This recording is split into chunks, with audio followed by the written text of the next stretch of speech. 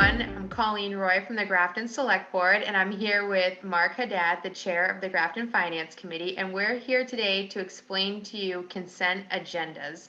Mark is also the town manager of Groton, where they use consent agendas frequently. So he's going to help give us the ins and outs of consent agendas. So, Mark, can you tell me what the difference is between a consent agenda and the traditional agendas that we use at town meeting? Yeah, ordinarily at town meeting, you have articles in order. There are 20 articles on the warrant, and the moderator calls each article into order separately. A motion is read, the article is debated, the article is voted on, and then you move to the next article. What a consent agenda does is it combines articles of like nature that may or may not cause someone to ask questions or have a debate. By grouping them together, you can have 4 articles passed by one vote without debate.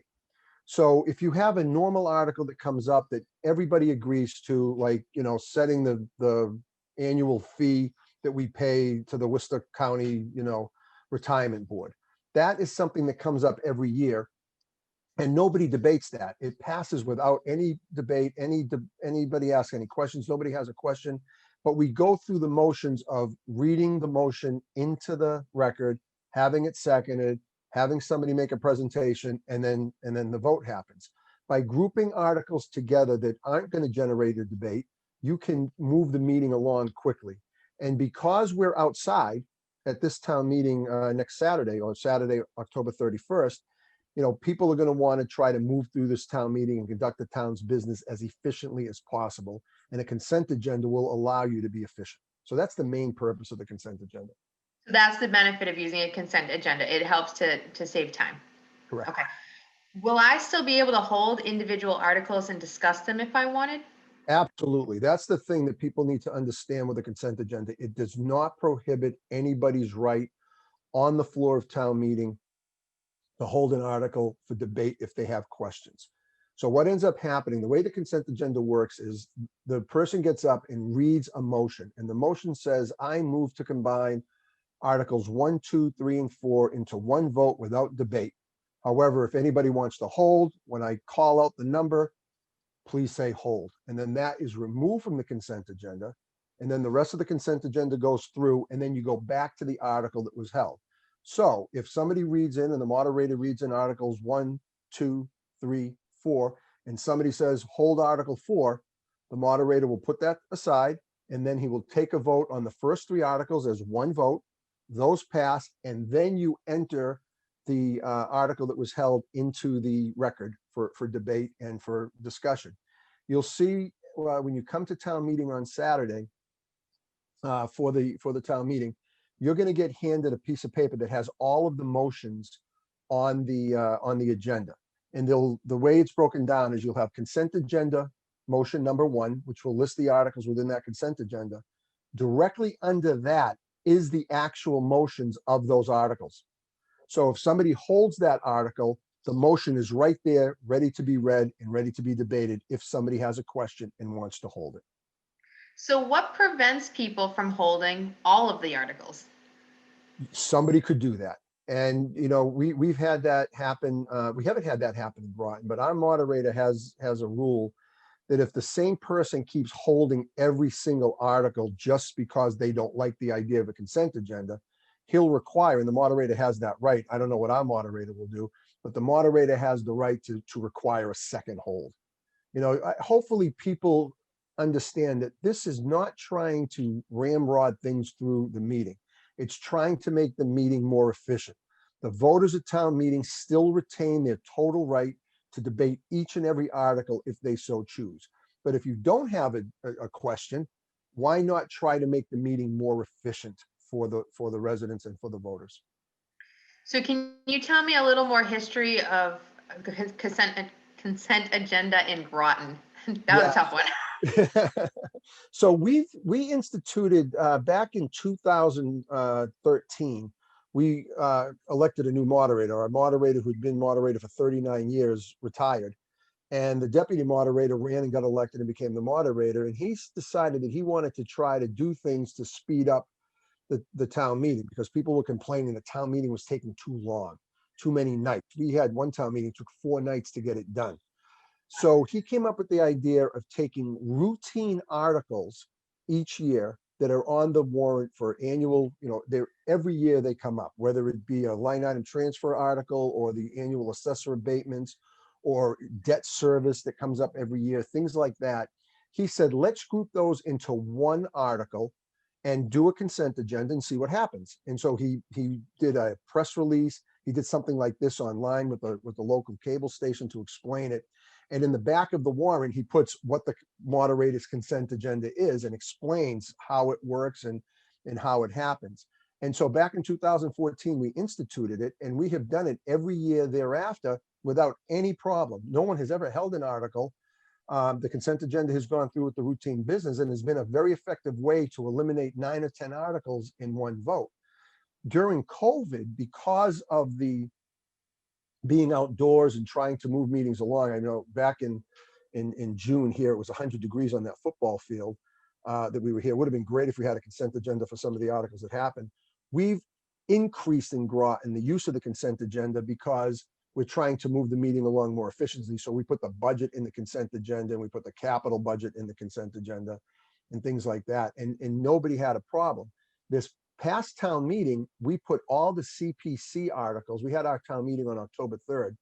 We put all the CPC article projects into one article, one consent agenda. And as the moderator listed the separate projects, one person had a concern with one of the CPC projects and held it, which I was very happy that they did that because I wanted people to see exactly how a consent agenda works. So one of the select board members held a particular issue that he was concerned with. That was taken out. The rest of the articles were passed, and then the moderator called on the person to do the hold. He got up, explained his issues, and they debated it and voted on it separately. So it works really, really well. It's a leap of faith for some people that are traditionalists that say everything should be voted, but you don't lose your rights. I can't stress that enough. If there's an article on the warrant that you're concerned about, you can hold it and you can get up and ask your questions, and that article can be debated separately. I hope the residents appreciate this and understand that we're trying to do it to move it along. I mean, we're going to be outdoors in October, late October, almost November. And, we'll try to do, everything we can to try to move the meeting along, conduct the town business, and make sure the residents are still able to, participate in the town meeting. Nothing better than open town meeting, in my opinion. So we have an image to go over. Do you want to take a look at that? Yeah, let's do that. So some people might have seen this on social media, but this kind of helps to visualize how a consent agenda will work on town meeting floor. Do you want to go through that with us? Absolutely. So Carter, our temporary town administrator, came up with an idea on how to group the articles in a way that makes sense so that people can see how they're grouped. So you'll see consent motion number 1 are all the budget articles that are routine in nature in terms of issues that are before the town meeting. We need to make some adjustments within the budget for fiscal year 21. For example, we need to put a little bit more money into the town administrator's account, a little bit more money into the, move some money within the fire department. Routine business. Fire department retirement is a routine article that comes up every year, budget related, to pay for the retirement of our firefighters. We had some issues that we need to settle with the FY20 budget. And then there was an over appropriation for the sewer budget. These are routine finance articles that need to be done in order for the select board to set the tax rate for fiscal year 21. Routine matters. It'll all be voted as one motion unless somebody pulls it and puts a hold on one of the particular articles. And we can move that along rapidly because they're all routine. They have to happen or the select board won't be able to set the tax rate. The motion here is by majority vote. All of these articles would ordinarily, if they were voted separately, would be done by majority vote. So it makes sense to put all of the finance articles in one majority vote article to get it through. Routine motion that you see next here on late bills, which are unpaid bills from previous fiscal year, that requires a 9/10 vote at town meeting. So the town administrator said, let's separate that out because there's a separate quantum of vote that needs to take place, and let's make that a separate motion. So that's why that one is held out separately. Consent motion number 2 are bylaw articles that are all lumped together into one vote. You have sick leave is going to be indefinitely postponed because there was no issue there. And then you have Articles 15 and 16, which is going to change the way the Finance Committee is appointed, and Article 17, which is the CIPC bylaw. We grouped that into consent motion number 2 because they're all bylaw articles and they all require a majority vote. If any resident has a problem with any one of those and wants to debate it separately, all they have to do is say hold, and that motion will be taken out and will be voted separately. The next consent motion are all the CPC articles and one additional article on baseline reports that we considered routine, and we just lumped all of those articles together. So all the CPC motions would be voted as one as well. We did this is the one I was just describing that happened in the town of Groton. We did all the CPC motions in one, and it passed. Here, if anybody has an issue, they can pull it out. Again, keep in mind, when you get the motions at town meeting, they are going to be the consent motion and then all of the regular motions that would have been read if we did them separately. So if somebody wants to hold it, it's right there in front of them, along with a copy of the warrant. Those are all majority votes, therefore they're grouped together. The next one is the stabilization. Now, I consider that a routine article ever since 2014, because every year we appropriate $1.5 million to go into the road stabilization fund to pave the roads around town. It is a routine article. However, it requires a 2/3 majority vote of town meeting to take the money out. So it just makes sense to have that voted separately so that the record is clear that it was a 2/3 majority or greater that passed that article.